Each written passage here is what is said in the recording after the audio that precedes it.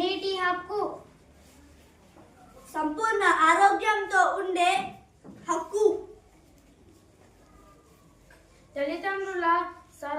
సంరక్షణలో ఉండే హక్కు, సంఘంగా నిర్వహించుకునే హక్కు, కోరుకున్న పేరు కలిగి ఉండే హక్కు, పోషకాహారం పొందే హక్కు, జీవించే హక్కు, లైంగిక వేధింపుల నుండి విముక్తి పొందే హక్కు, జాతీయతని కలిగి ఉండే హక్కు, వినోదం పొందే హక్కు, నాణ్యమైన ఉచిత విద్య పొందే హక్కు, సాంస్కృతిక కార్యక్రమాలలో పాల్గొనే హక్కు,